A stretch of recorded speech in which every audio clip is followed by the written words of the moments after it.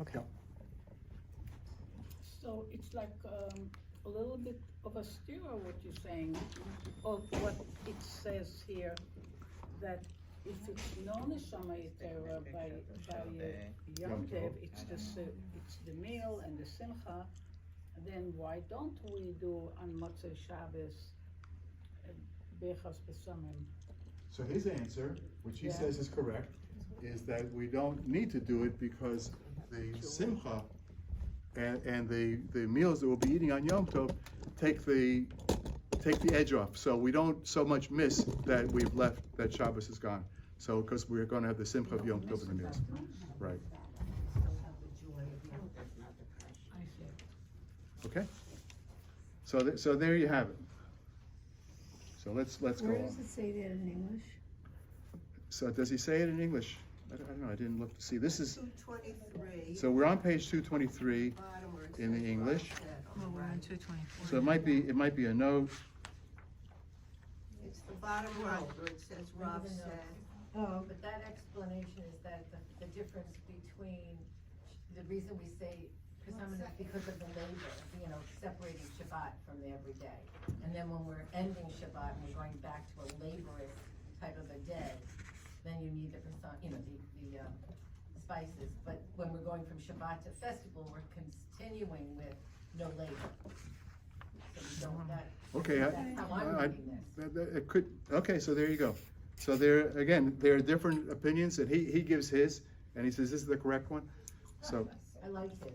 right. So, and look, there are many, I mean, he's writing, this is like 12th, 13th century that he's writing in France. So between then and the last, 800 years, a lot has taken place. So you're going to see different practices, different places, but still, no, we do not use besamim on, when we have Shabbos going into Yom Tov, we don't use the besamim. Why that is, what's the reason for it, that's he gives his opinion, and but it remains that we don't do it. Okay. So we said that it must be the seventh day of Pesach. The kol mai dehavale achale, because he ate up. That's why he has only the 1 cup of wine. Remember, that's what we're talking about. Okay, so he says v'hal yom tov rishon islay. But how about the first day? So let's say it's the first day of Pesach when he has plenty of wine. He had his delivery of wine for the Yom Tov. He has plenty of wine. Amar Abaye, and Abaye says, what does he say? Yud Kuf Zayin Nun Hey. So what does it stand for? Yayin, Kiddush, Zman, Shechiyanu, Ner, and Havdalah. So Abaye says he puts the Shechiyanu right after Kiddush, because his attitude is that, why are we saying Shechiyanu? Because we declare that it's Yom Tov, and that's right after Kiddush. Rava Amar, and Rava says, Rava's opinion, and that's how we practice now, Yak Nahaz, Yain Kiddush Ner Havdalah Zman. That's the one that I showed you last week. So Yain, Kiddush, right? So first the wine, we make the Baruch Yergafen, then we make the Kiddush, then we have the candle, then we have Abdullah, and then we say Shechiyanu. Even on the first, so we're talking about the first night of the Yom Tov, we have plenty of wine, there's no question of that, but that's how we do it.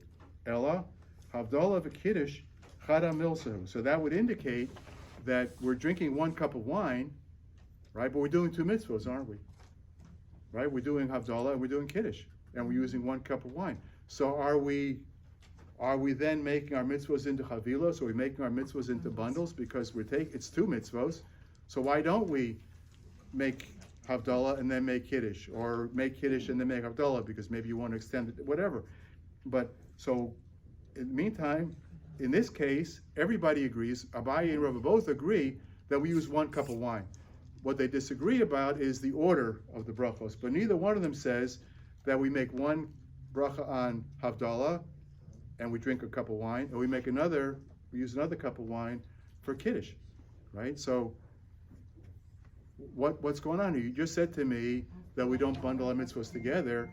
So if we have benching and Kiddush, or benching and Havdalah arriving at the same time, right? The man came home Saturday night, he eats his meal and he makes Havdalah and he uses, first he makes Havdalah, he holds the wine aside, and then when he benches, he uses that same cup of wine.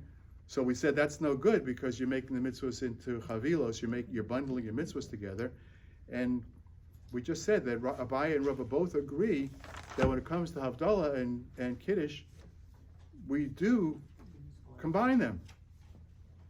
Right? Is that so? Why would that be okay? We just were told you can't do that, and now he said both of them agree that you can. So he says Birkas Hamazon v'Kiddush trei milin. Benching and Kiddush are two different types of mitzvos, because Havdalah v'Kiddush chada milsehu. It's like one thing. You're bringing in, you're bringing out the holiday, but benching is totally different. Benching, you've eaten a meal now, so you need to separate that. So therefore, you're permitted to make Havdalah and Kiddush with 1 cup of wine. Even doesn't matter how much wine you have, you can do that. Whereas Havdalah and Kiddush, or Havdalah and benching rather. So those, unless you don't have the right amount, they're saying you need to do it with 2 cups of wine. Okay? Because they're so different that by combining them, you make your mitzvahs into chavilos. Okay? This whole thing doesn't make sense. You make a kiddush and you eat, but you don't make it right before Havdalah. I mean, what's? Well, we make when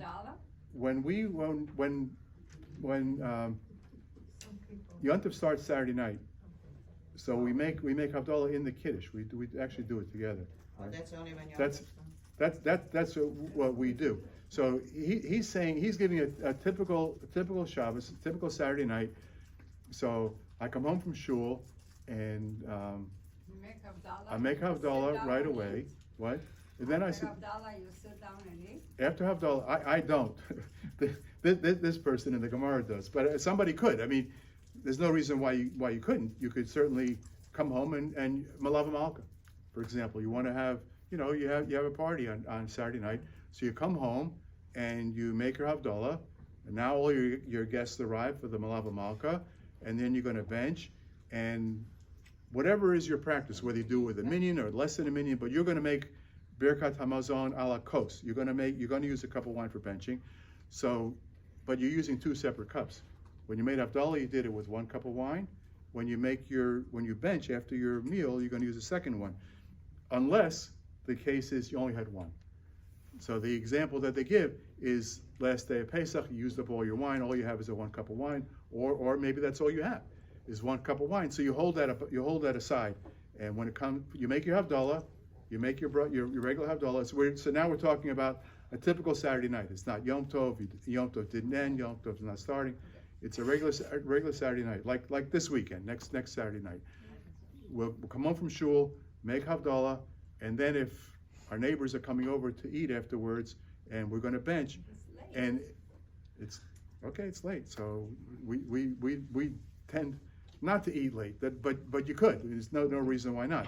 Or maybe we're going to go to Uncle Luigi's for ice cream or something after Shabbos. But what? Maybe we're going to have pizza. All right, then we're going to get the question: how many slices are we going to have? Do we bench on 2 slices? Okay, but it's Pesach, no? Well, we're saying not Pesach. A typical Saturday night. A typical Saturday night. Come home from shul, make Havdalah. Now you're going to eat a meal. You're going to get pizza. Whatever you're going to do. And if what you've eaten qualifies for benching, requires you to bench, and if it's your practice to bench with a cup of wine, so what the Gemara is saying is that you need to use 2 cups, because benching and Havdalah are so different. You don't bundle them together. The only time you would combine them is if all you had was 1 cup of wine. But in general, you don't do that. But you don't have to have wine after you eat, and let's say Shabbat, right? If it's your practice to bench with a cup of wine. Oh, it's question of your practice, but it's not a din. Well, we don't do that. We don't do it, but some people do it. So those people who do, or let's say you got together a large group of people, and now you have a minion of people, and it's certainly more significant, and you want to indicate that you're benching with a large group, and you're going to bring out that cup of wine. The point is, it should not be the same cup that you use for Havdalah. It should be new wine, unless all you have is that one. Okay. We're having Malava Malka and we're having pizza. Okay. We made Havdalah regular Saturday night, Right. but we choose to drink wine, white wine, with our pizza. Right. That has no bearing for Kiddush at all. Not at all. Right, you're just making the bracha on the wine. Right. Right. And then if you want to bench with a cup of wine, it needs to be a new cup of wine, not the same wine you've Not been the drinking. same, correct. Jill? Have they written a book yet about taking the halachas that's for basic Ashkenazi Jews without all the opinions, but what the basics are? So sure. So there are many different ones. A few weeks ago, I brought in Kitzur Shulchan Aruch. It's called it boils it down. All those the Shulchan Aruch, or you can get the Kitzur Shulchan Aruch, and there are Hebrew English versions, and some of them have notes, footnotes quoting the Mishnah Brura, who was more recent. Mishnah Brura was the 1930s, 1940s, so it's pretty contemporary. So sure, there are plenty of places that you can find that, and I can show you later if you want. But the Gemara is not exactly here to tell us because most often the Gemara will not say what is the halacha. Sometimes they will, but most often they don't. They're going to give you the discussion. They're going to give you both points of view, and there are certain rules. Like, for example, most of the time, if there is a disagreement between Abaye and Rava, we're going to go with Rava's opinion. But just traditionally, that's the way it worked. And if you have, other people, Rabbi Meir and Rabbi Yehuda, which one takes precedence? So there are certain rules like that. But if what you want to know is what is the halacha, you need to look at a more contemporary book, which boils down what is the halacha in a particular case. Because this could make someone crazy. Yeah, it's interesting to learn, but right. I mean, if somebody wants to sit down and if what you're trying to do is to find out exactly how do we practice today, this is above that. Right. What this is giving us is everybody that Different options. well, no, everybody that whoever is going to give halachos today is going to come back to this, because they're not going to invent it on their own. They're going to come back and to quote where do they get their source from. So, and again, they're not going to. The Gemara is not here to necessarily give you the exact halacha. By the way, the Mishnah does. The Mishnah is giving us rules, laws. The Gemara is more or less a commentary explanation on it. And sometimes they'll talk about cases that are not dealt with in the Mishnah. Each one will give their opinion. So one of the sources, when we're reading all the opinions, is going to be, one of them will be in. So when you, I guess next week I'll bring the Shulchan Aruch and I'll show you some of the stuff that we're talking about, what the actual rules are, how we actually do practice, and where do they get it from. So that's important to know, and we certainly do want to know that. And now we're getting close to Purim in a few weeks and Pesach a few weeks later, so it's worthwhile to know it. But the study of the Gemara is to a certain extent it's an intellectual exercise, right? And if you go for that, as I do, there's nothing like it. You're going to get a lot of a taste of the culture, what was going on in different times in history, and you're going to get source material, because they're always they never accept anything strictly on face value. That's why they're always asking, well, you just said that, where do you get that from? And how do you explain? What's your source? So nobody can just come up and say, it's this way because I believe it to be so. They're going to have to come with some reason why. So for example, in this discussion with Abaye and Rava, whether you say Havdalah and then you say Shechianu and then continue, right? So Abaye says Yain, Kiddush, Zman. He says you make the Bari Pragafen, you make your Kiddush, right? Now you say Shechianu, and then you do the candle and the Havdalah, right? So, and Rava says, he says you do Yayin, Kiddush, Ner, first Yayin, and then Kiddush, so first the wine, then you make Kiddush, then you light the candle, you have the candle for the Havdalah, then you say Havdalah, then you say Shechianu, right?